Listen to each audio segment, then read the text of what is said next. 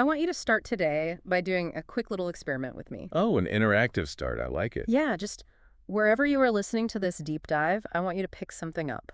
Could be, the phone you're holding right now. Exactly. Maybe it's a coffee mug on your desk or uh, even just feeling the weight of your own hands resting in your lap. Just physically feel it. Right. Feel that weight. Push your hand up and down slightly. What makes it heavy? It's a question we don't really think about. We really don't. And if Yeah. you took a high school physics class, you probably have this ready-made conditioned answer for it. You'd say, well, it has mass. Right. Traditional physics tells us that mass is this fundamental primitive property of matter, like the stubbornness of an object. The stuff that makes up the stuff. Yes, completely wrapped up in Einstein's incredibly famous equation, E equals mc squared. Right. You have energy, you have the speed of light, you have mass. It's binary. It's a given. It's supposedly the foundational bedrock of reality. And, it is comforting in its simplicity, certainly. We are taught to think of mass as this irreducible building block. Like a tiny solid billiard ball of existence. Exactly. A billiard ball that just, is. You don't question the billiard ball, you just measure how it bounces off other billiard balls. But, and this is where we get into today's topic, what if the billiard ball isn't real? Which is quite the pivot. What if the very feeling of weight in your hand right now is actually a massive illusion, or rather, a highly complex projection from a substrate of reality that we can't even directly see? That is the staggering premise we are tackling today, yeah. Welcome back to another deep dive. Today, we are looking at a stack of source material that is, frankly, it's going to require you to bend how you view your everyday life. Calling it a paradigm shift almost feels like an understatement, honestly. It really does. We are unpacking a highly dense, incredibly radical framework known as the Transdimensional Unified Field Theory, or TDUFT. Authored by George James Dukas. Right.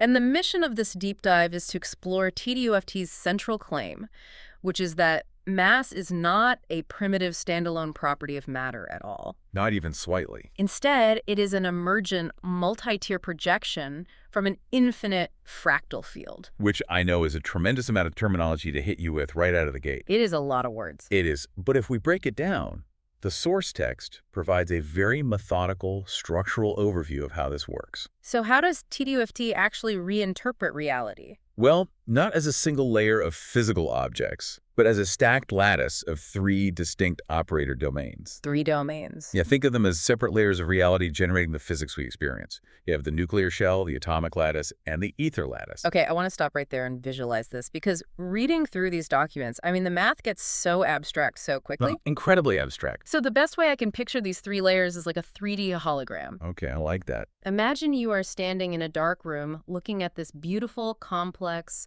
3-dimensional hologram of an apple floating in the center. Right, the final image. Yeah. If you want to understand what the apple is, you can't just stare at the light floating in the empty air. That light is just the final effect. It's the illusion. Exactly. To truly understand the hologram, you have to look at the projectors casting it. Right.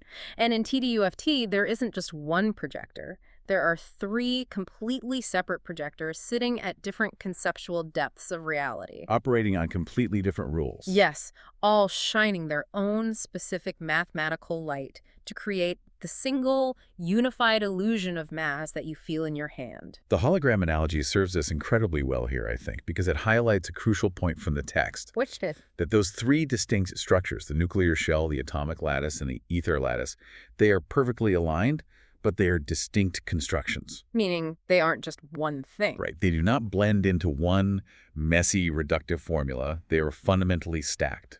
Okay, so to understand how this multi-tier projection builds the physical universe, we can't start with the atom. No, absolutely not. We have to start at the absolute deepest layer. We have to look at the deepest projector first. Exactly. The ether lattice. The bottom floor of reality. The very bottom.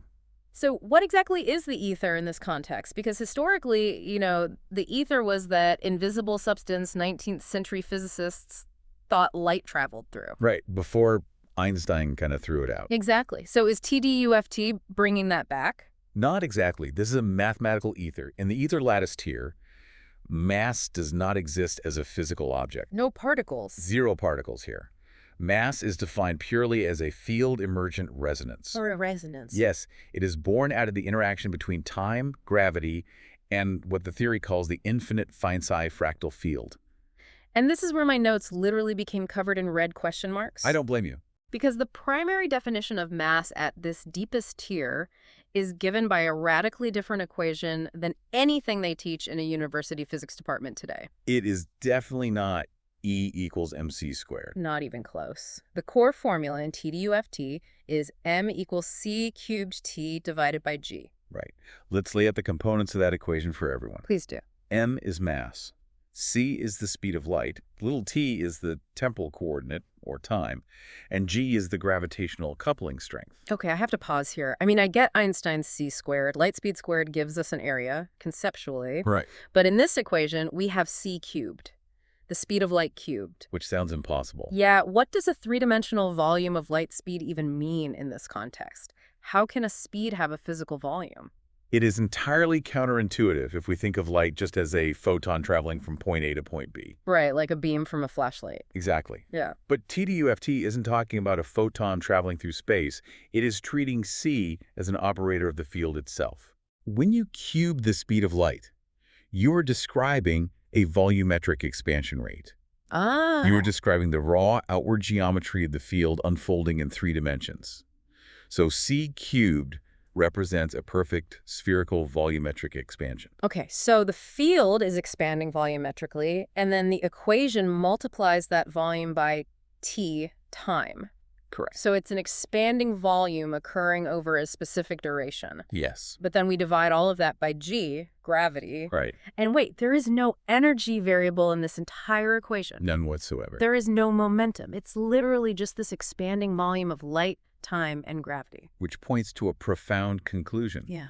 By completely removing the concept of a physical thing, no energy, no momentum, no atomic weight, Yeah. mass becomes nothing more than the inertial consequence of embedding a temporal interval into the universe's lattice. Okay, I need to visualize that. You are taking a chunk of time, wrapping it in a volumetric expansion of light, and pinning it to the lattice through the mediation of gravity. Pinning a chunk of time to reality.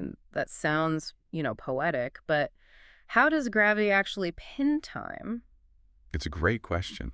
Because TDUFT has a very strange definition for that gravity variable, G, right? It does. It introduces the concept of time density. Time density, right. In this framework, the gravitational constant G isn't just a static number that Isaac Newton figured out, and we all just accepted as universal law. Like 9.8 meters per second squared here on Earth. Exactly. It's not static. It is dynamically defined by the equation G equals 1 over t to the 4th power, where big T is time density. Time density. When I read this, my brain immediately went to syrup. Syrup. Okay, I'm listening. Yeah, because we always imagine time as this perfectly consistent ticking clock. A second is a second is a second. Right, uniform everywhere.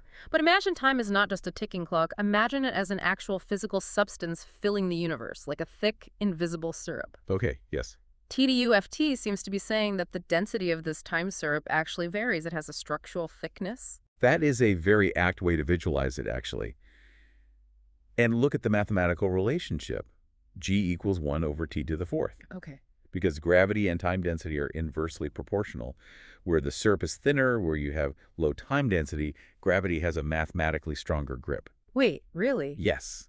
Gravity is literally a function of how dense time is in any given localized spot. Yeah. Furthermore, the text defines structural density itself as the square of time, or t squared. Wow. So gravity is inextricably linked to the physical geometry of time itself. Intimately linked. Meaning that the actual physical weight you feel in that coffee mug you picked up earlier Yeah. is just the measurable inertial signature of how deeply that object's temporal structure is embedded into the ether lattice by gravity. Exactly. You are literally feeling the resistance of time density.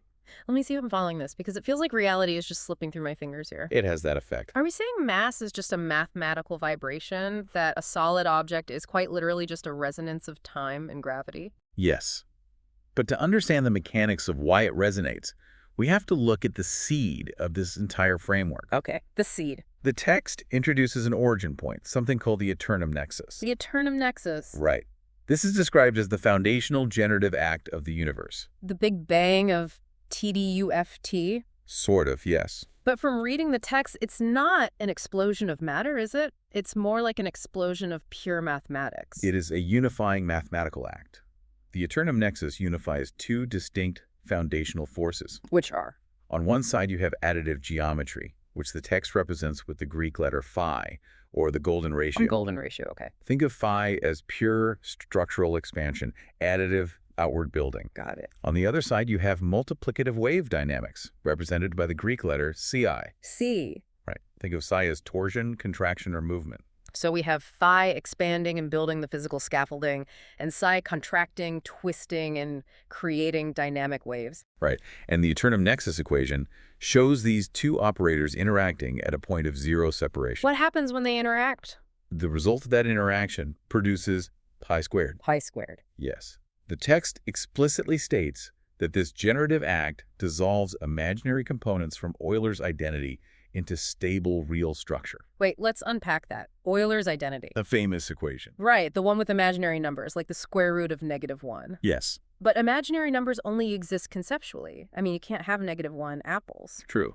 So TDUFT is claiming that the interaction of the expanding golden ratio geometry and the contracting wave dynamics literally forces abstract imaginary math to crystallize into hard reality. Exactly.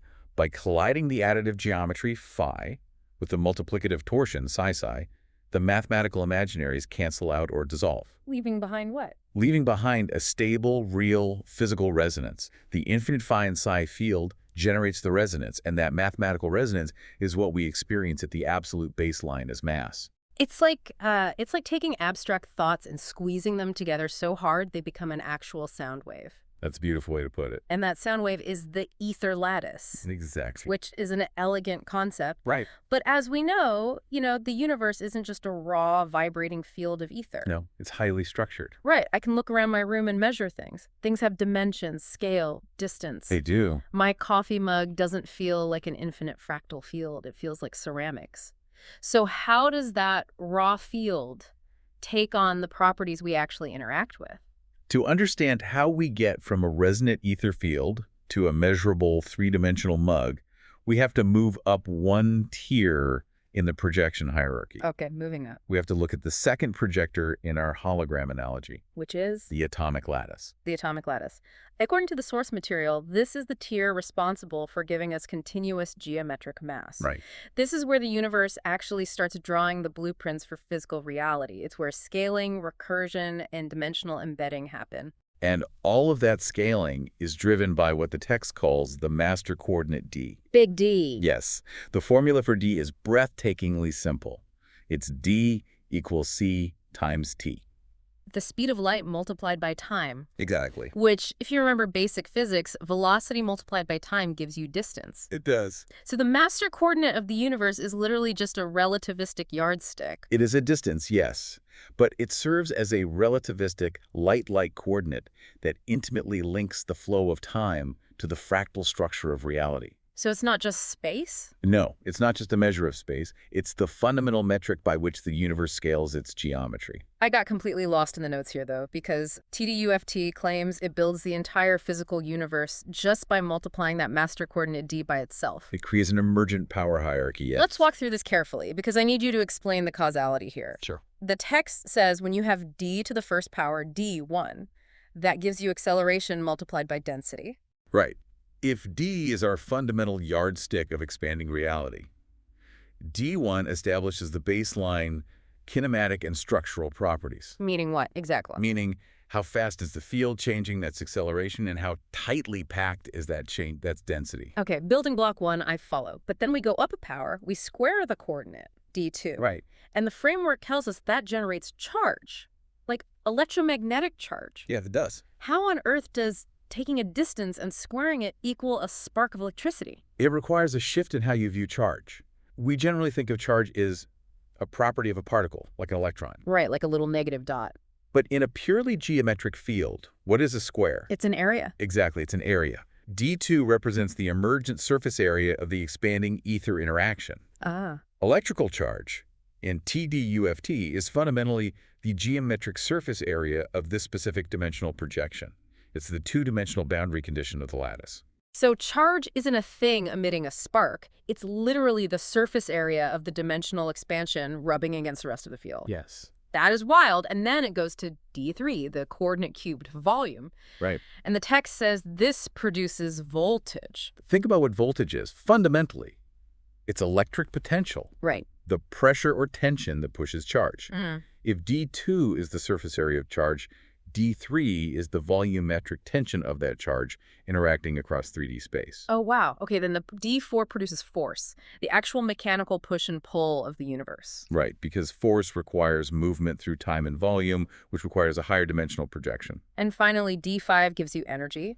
D to the fifth power is energy. Exactly. So you are just taking this light yardstick, multiplying it by itself over and over, folding it into higher dimensions, and you're spontaneously generating charge, voltage, force, and energy. It all scales emergently. But wait, where is mass in this? The text says mass is a fifth power descendant coming right out of that energy tier. Yes, mass represents what the author calls the volumetric closure of this lattice. Volumetric closure, that's an incredibly dense phrase. It is. Can we unpack what closure actually means in a physical sense? Does it mean the math just runs out of room? That is a highly perceptive way to put it, actually. Really? Yes. Imagine folding a piece of origami. Okay. You fold it once, twice, 3 times, creating more and more complex geometry. Volumetric closure is the final fold where the shape locks into itself. Oh, I see. It cannot be folded anymore without breaking the geometry. So it's structurally complete. Exactly. In TDUFT, as you multiply the d-coordinate up to the fifth power, the dimensional expansion finally folds back onto itself and locks into a stable, measurable shape. So mass is that stable shape. Mass is the final stabilization point of all those multiplying dimensions. If the eternum nexus is the seed, the d-coordinate is the tree growing out of it, branching into higher and higher dimensional powers until it bears the heavy, stable fruit of physical mass. So mass is just what happens when higher dimensional energy closes its own loop. Right. And the shape it locks into is entirely governed by those two operators we mentioned earlier, right? Phi and psi. Precisely. The golden ratio and the wave dynamics. The text goes into serious detail here about their specific roles in the atomic lattice. How do they work together? Phi acts as the additive geometry. It provides the actual rigid lattice structure, the scaffolding that allows the d-coordinate to scale. Okay, the scaffolding. And a psi acts as multiplicative torsion. It provides the wave dynamics, the spinning movement, the vacancies and gaps within that scaffolding. I was trying to picture how phi and psi actually interact to build this, and the best analogy I could come up with is a loom. A loom, like for weaving. Yeah. Imagine reality as a tapestry being woven on a massive, invisible loom. Okay, paint the picture for me. The phi operators are the work threads, the rigid, additive, structural strings that are pulled tight from top to bottom, giving the fabric its underlying shape, strength, and continuous scale. Right, the structure. Exactly. And the psi operators are the weft threads, the multiplicative, twisting, wavy strings that weave in and out, back and forth horizontally, filling in the gaps and giving the tapestry its actual pattern, tension, and dynamic texture. That works perfectly. Together, the structural phi and the weaving psi literally weave the d-coordinate into the actual fabric of reality. The continuous scaling of the atomic lattice is precisely the weaving together of phi's geometry and psi's torsion. It's a beautiful image. It is. However, as beautiful and seamless as that continuous tapestry is conceptually, it presents a massive problem when we look at the observable universe. Right, because the real world isn't a perfectly smooth, continuous tapestry. No, it is not. It's chunky. It has hard edges. If you zoom in close enough on my coffee mug or the phone in your hand, it's not a continuous wave of energy. Right. It's made of individual, discrete atoms. Protons, neutrons, electrons, there are boundaries. Definite boundaries. So how does a smooth, continuous fractal field, this beautifully woven tapestry, create a universe made of distinct, countable, clunky building blocks? To answer that, we have to look at the third and final projector in our hologram. The final We layer, have to step up to the nuclear shell tier. the nuclear shell. According to the notes, this is the tier responsible for the discrete, quantized behavior of mass. The chunky stuff, as you said. The microscopic jumps, the shell classes, the actual individual atoms that chemistry teachers talk about. Exactly. While the atomic lattice gives us a smooth, continuous mathematical scaling, the nuclear shell forces boundaries. How does it force a boundary? The text introduces 2 new foundational operators here, K of Z and P of Z. Okay, K and P. In this tier, mass is no longer derived from continuous lattice geometry. It is derived from discrete shell physics. Which means we are dealing with mechanisms the text calls snapping, rounding, and class boundaries. Think of it like a A staircase. staircase, okay. The atomic lattice is a smooth, continuous ramp going up. But the nuclear shell acts as a mathematical sieve that forces reality to take distinct steps. So you can't be in between steps. Exactly. If you are standing on a staircase, you can't hover on step 2.5. You're physically either on step 2 or step 3. Right. The continuous mass generated in the underlying atomic lattice is forced by these K&P operators to snap to the nearest stable integer, the nearest stable shell class, to exist in our observable reality. Okay, but how does this actually apply to the real world? Like if you're listening to this and you've got a banana on your desk or a sports drink. Full of potassium. Exactly, potassium. Yeah. If we look at a periodic table, how does this invisible snapping and rounding actually manifest in that potassium? The source text provides a fascinating, highly specific proof for this exact phenomenon, and it centers it exactly on what you just brought up, Potassium? the argon-potassium anomaly. Yes, the R/K mass reversal. I remember reading this in the notes and thinking it was the smoking gun of this entire theory. It really is a centerpiece of the argument. So let me set this up for anyone who doesn't have the periodic table memorized. Please do. Argon is a noble gas, atomic number 18. Right. Potassium is an alkali metal, atomic number 19. Correct. Since potassium comes after argon, logically, potassium should be heavier, right? It has more protons in its nucleus. That is the standard logic, yes. But it's not.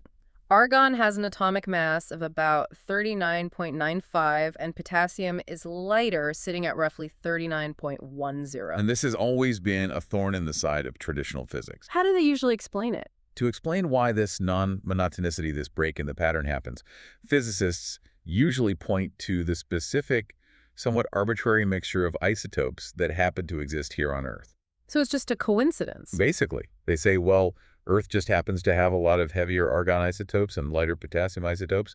It's an environmental fluke. But TDUFT completely rejects that workaround. Entirely. TDUFT explains this anomaly perfectly, not as an environmental fluke, but as a mandatory feature built right into the math. Because in TDUFT, as we've been saying, mass isn't a static, primitive property. It's not just a rock sitting there. Wait, I need you to explain this part clearly. According to the text, the mass of these isotopes is the output result of a decay-driven evolution that wraps around that continuous log coordinate, the D coordinate we discussed. That's right. Let me stop you there.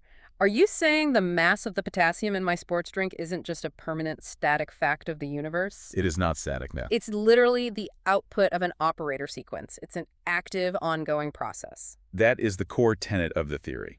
The text explicitly states that in TDUFT, there are no primitive scalars. Primitive scalar. A primitive scalar in traditional physics would be saying, this object weighs exactly 5 grams, and that is an inherent, unchangeable, independent truth of the universe. Right. TDUFT says, no, this object weighs 5 grams because a specific operator sequence is actively projecting 5 grams of inertial resistance in this exact moment. It's the projector analogy again. The hologram of the apple isn't real. The projector is actively shining the light. Turn off the math, and the mass vanishes. Exactly. And because that projection involves continuous scaling on the atomic lattice that is being forced into discrete chunky boundaries by the nuclear shell, you get areas where the math doesn't draw a straight line. Like the argon and potassium boundary. Yes. At that boundary, the continuous D coordinate maps onto the discrete K shell in a way that is mathematically non-monotonic. Meaning it doesn't just go straight up. Right. The atomic number Z isn't globally single-valued relative to the D coordinate at that specific junction. So what does the snapping process do? It geometrically forces argon into a heavier shell class than potassium, even though potassium has a higher atomic number.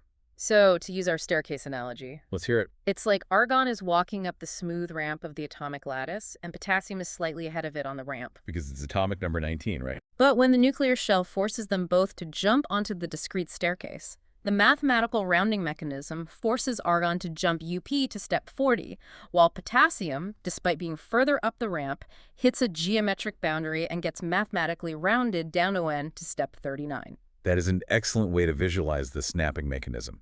And the text formally calls this the B operator. The B operator. Yes, the B operator literally rounds the continuous reality into discrete existence. Wow. So now look at what we have. We have 3 distinct structures. Let's review them so we don't lose the thread. Go for it. Projector 1, the field emergent ether.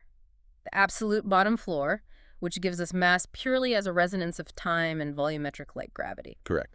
Projector 2, the continuous atomic lattice, which takes that resonance and scales it up dimension by dimension through the golden ratio phi and psi using the master d coordinate. Spot on. Projector 3, the discrete nuclear shell, which takes that continuous dimensional tapestry and forces it to snap into hard, discrete boundaries, giving us individual atoms like argon and potassium. We have our 3 projectors. But this presents a massive logical hurdle that the author has to address. What's the hurdle? The text explicitly states that these 3 structures are not identical constructions. They are stacked.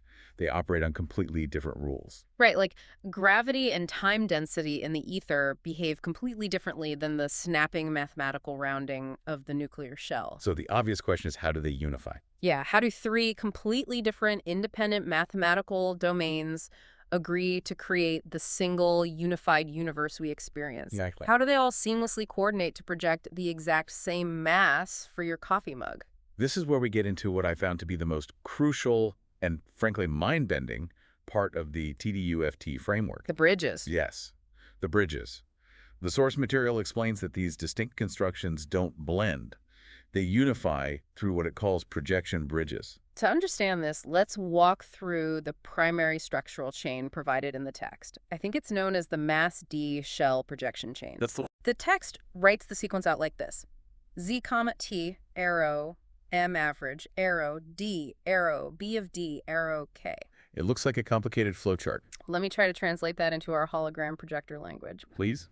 Z is the atomic number, and little t is time. Those are our raw inputs. Right. Those inputs go into the first mechanism to create M average, which is the average isotope mass. Okay. That mass output is then fed into the second mechanism to generate the continuous D coordinate, our expanding yardstick. Perfect. That continuous D coordinate is then fed into the B operator, which is the snapping rounding mechanism, and that finally snaps it into K, the discrete nuclear shell boundary. Exactly. The mathematical outputs of one structural tier act as the requisite inputs for the next. Just passing it down the line. The hologram is passed sequentially from the back of the room to the front. But to accept this chain, the text highlights a radical claim. Oh, this one. Units are secondary. Yes, units are secondary. Yeah, I stared at that line for about 10 minutes. What does that actually mean? It's a huge shift in perspective. If I put my coffee mug on a scale and measure it in kilograms, how is that kilogram secondary? It feels pretty primary to me. What's fascinating here is that PDUFT treats units, kilograms, joules, meters, not as fundamental universal truths, but simply as localized markers that reveal which specific projection tier you are currently looking at. Wait, really? Think of the isotope mass formula in the nuclear shell tier and the ether mass formula, M equals C cubed T over G, in the deepest tier. Okay. On the surface, they look entirely contradictory. One is based on nuclear decay and atomic numbers. The other is based on the volumetric expansion of light and time density. Right. If you show those two equations to a physicist, they look like completely different languages describing completely different universes. But the text argues that when you append units to the isotope mass projection and the ether mass projection, the apparent mathematical contradictions vanish. They just vanish. Yes, they collapse into the exact same dimensional signature. I think I can explain this with a real-world analogy. Let's hear it. Imagine you are traveling, and you have a $10 bill in one pocket and roughly a €9 coin in the other. Okay. On the surface, the number 10 and the number 9 are mathematically different. The paper they are printed on is different. The governments that back them are different. They are entirely distinct constructions. Yeah.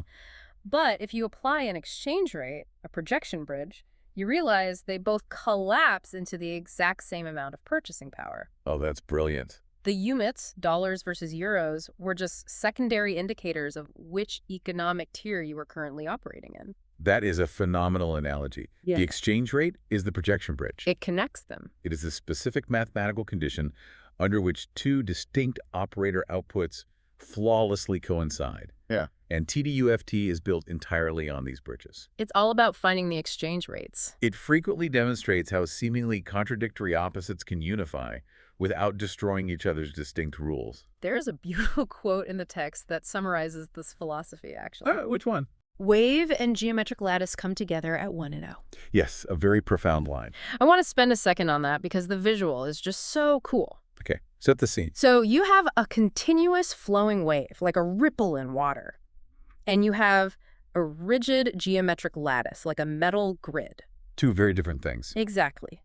How do those two completely different geometries interact without breaking? Right. Under TDUFT, the number 1 represents attachment. It is the exact point where the flowing wave crystallizes into a point particle sitting solidly on the lattice grid. Perfect alignment. And the number 0 represents separation. It is the exact point where the particle dissolves back into the free wave state, flowing off the grid. So they meet at the boundaries. The wave and the grid are distinctly different concepts, but they mathematically align perfectly at those specific localized projection points. The source provides another very elegant algebraic example to support this, actually. Oh, the velocity one. Yes, velocity plus time is an additive process. You are adding things together. Simple math. Velocity multiplied by time is a multiplicative process. Yeah. Fundamentally distinct mathematical structures. Right. But if you graph them, they line up perfectly at +1 and -1. Wow. The sign flip from positive to negative isn't a contradiction. It's a projection signature. It's an exchange rate. If we zoom out and connect this to the bigger picture, TDUFT isn't doing what a lot of modern physics tries to do. No, it's taking a completely different path. It isn't trying to force all of physical reality into one messy, reductive theory of everything equation where everything has to be identically the same substance. Exactly. It's allowing distinct, beautiful, contradictory mathematics to harmoniously align at specific bridge points. Finding the harmony, yes. It's not trying to smash the 3 hologram projectors into one machine. It's just making sure their individual beams cross at the exact right mathematical coordinate to make the 3D apple look real. Exactly. It preserves the integrity of each domain's unique physics while maintaining absolute cross-tier consistency. It's incredibly elegant. But, and this is where the theory truly scales in scope, TDUFT doesn't stop at the atom. It goes further. It doesn't stop at the mass of the coffee mug you can hold in your hand. No, it emphatically does not. And this is where this deep dive goes from, mind-expanding alternative physics to asking what is the fundamental nature of reality itself? We zoom way, way out. Because the source material takes this exact same mathematical architecture and scales it up to explain the speed of light and the strong nuclear force, revealing some truly terrifying hidden dimensions. We are entering the latter half of the document now, dealing with higher harmonic extensions. Higher harmonic extension. If the universe is genuinely built on an infinite phi-psi fractal field, that infinite loom we discussed, Yeah. that field doesn't just stop at 3D space. Where does it go? It naturally extends into infinitely higher dimensions. Mhm. And the text provides a staggeringly complex mathematical operator for the speed of light to prove this. I saw that equation in the notes. It literally takes up half a page. It's monstrous. It looks like ancient hieroglyphics mixed with calculus. It is an infinite convergent series. It uses continued fractions, inverse powers of the golden ratio phi, and varying powers of the wave dynamic, psi, to mathematically derive the constant c. What does that mean for us non-mathematicians? What this means conceptually is that the speed of light is not just a random, arbitrary speed limit the universe magically decided on. It's not just a speed limit. No. The speed of light emerges as a precise, unavoidable harmonic projection of the underlying golden ratio, lattice, and wave torsion interacting over infinite scales. But here's the part that literally made me stop reading, close my laptop, and stare at the wall for a minute. Oh, I know it's coming. The text says that if you take that monstrous infinite series operator form of the speed of light and you plug it back into the very first fundamental mass relation we talked about, m equals c cubed t over g. Right, that first ether equation. The dominant mathematical terms naturally produce exponents on the order of 10 to the 24th power. Yes. 10 to the 24th. So you're telling me that mass isn't just a fifth power descendant of the d-coordinate? It's a 24-dimensional harmonic resonance. That's the math. Are we saying the physical coffee mug sitting on my desk right now actively exists across 24 mathematical dimensions? That is the inescapable mathematical conclusion of the framework. That is insane.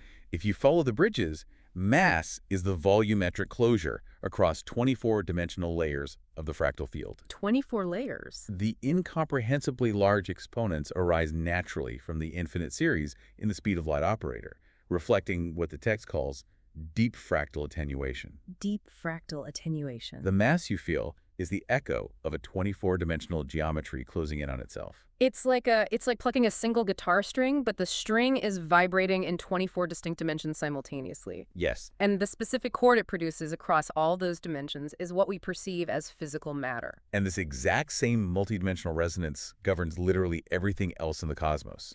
Everything. The text touches on the universe master equation and the core strong sector equation. Okay, the master equation. What does that do? The master equation dictates the global macroevolution of the entire universe, incorporating things like acoustic resonances and zero-point energy contributions from the vacuum. And the strong sector equation. That one projects the microscopic strong nuclear force, the unimaginable glue that holds the protons together inside the atom. And both of them use the exact same phi-modulated fractal math. The exact same. That is the astonishing beauty of this framework, the exact same mathematical weaving of the golden ratio and wave dynamics that defines the tiny mass of a single argon atom. Yeah. Also defines the macro-global evolution of the entire universe, the absolute speed of light, and the nuclear glue binding it all together. It is a monumental thread. It is an infinite thread tying the micro to the macro perfectly. It is a vision of absolute structural unity. But this incredible geometric alignment doesn't just govern space, forces, and mass. No. What else is there? It also governs the flow of time itself. Time. Which leads us to the final and undoubtedly the most profound philosophical conclusion of TDUFT. The temporal architecture and the conscious universe. Yes. I was entirely unprepared for where this document was going to end up. The text introduces what it calls the resonant time travel theorem. Okay, time travel. Now, before anyone starts thinking about science fiction tropes and DeLoreans, we have to clarify that this is rooted strictly in the operator algebra we've been discussing this whole time. No time machines. No. The theory applies an inversion principle to that massive speed of light operator. Right. Mathematically, it allows for a sign flip. Just like the +1 and -1 projection bridges we talked about earlier. Exactly. The algebra dictates that there is a +1 forward memory time. Forward memory time. Which mathematically correlates to what we experience as future streams, and a -1 inverted memory time. Which mathematically correlates to past streams. Exactly. The time travel theorem essentially uses structural polarity quadrants to allow for mathematical navigation through these temporal phase flips. So it's a phase flip. Time isn't an arrow. It's a phase that can be inverted geometrically. But the text says this navigation, this phase flipping between forward memory time and inverted memory time happens on the will-phi axis. The will axis, yes. I need to stop right here. Yeah. Will axis. Memory time.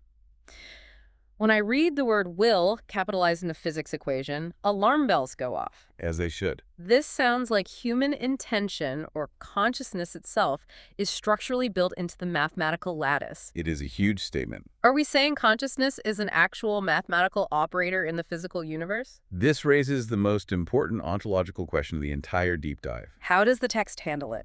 The conclusion of the source document addresses this explicitly, and it is a massive departure from materialistic physics. Because everything, every atom, every gravitational pull, every moment in forward or inverted time is a multi-tier projection emanating from the single eternum nexus. Right.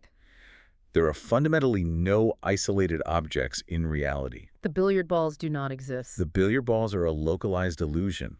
The universe is a single, living, harmonic projection. Wow. I want to synthesize a quote directly from the final pages of the text because its phrasing is vital to understanding the author's ultimate claim. Read it for us. This is not evolution, but emergence, like an idea in your mind. Reality is an idea, real only because we as transcendent beings experience it. Reality is an idea. That's the quote. That single sentence completely fractures how you have to look at yourself in the mirror. It really does. You are not a random collection of separate carbon and water particles aimlessly bumping into each other in a cold, dead, empty void. No, you are not. You are a highly specific, mathematically deterministic resonance of an infinite 24-dimensional fractal field. You are part of the projection. You are a transcendent entity experiencing the idea of reality, and your consciousness, your will, is quite literally the geometric axis upon which the future and the past flip. It completely dissolves the boundary between the observer and the observed. Completely. It implies that the human mind and the physical mass it interacts with are not just linked, They are mathematically woven from the exact same fissile lattice. The same loom. The thought in your head and the mug on your desk are different harmonic frequencies of the same underlying geometry. Let's try to summarize this unbelievable journey we've been on today because we covered a lot of conceptual ground. We really did start from the ground up. We started at the absolute bottom floor, the resonant ether lattice, where the volumetric expansion of light and the structural density of time birth the very concept of mass. The raw material. We moved up through the continuous golden geometry of the atomic lattice, watching the master D-coordinates scale up dimension by dimension, weaving the phi and psi threads. The continuous scaling. And finally, we saw that continuous tapestry snap into discrete, chunky reality at the nuclear shell, mathematically rounding itself to give us the stable atoms we know and love. And, crucially, we saw how those three distinct, structurally contradictory domains are bridged perfectly. Right, the exchange rates. Not by forcing them to be identical, but by allowing their localized projections to harmoniously align at specific mathematical exchange rates. The result of all of this. Mass isn't a solid thing you hold. It isn't stubborn dead matter. Mass is simply the universe dynamically remembering its own depth. It is the volumetric closure of eternity, projecting itself into a 3D space so that we can actually experience it. I want to leave you with a final thought to mull over as you go about the rest of your day. Give them something to think about. The next time you pick up that coffee mug, or feel the weight of your phone in your hand, or even just notice the physical weight of your own body settling into a chair, Pay attention to that feeling. consider this. If your physical mass is actually a 24-dimensional harmonic resonance, and the flow of time itself is structurally anchored by a mathematical will axis, Yeah. how much of the physical weight, the physical limitations you feel every single day is actually being structurally shaped by the hidden geometry of your own consciousness? A profound, perhaps unsettling, but entirely beautiful question to end on. Thank you so much for joining us on this deep dive into the architecture of reality. We will see you next time.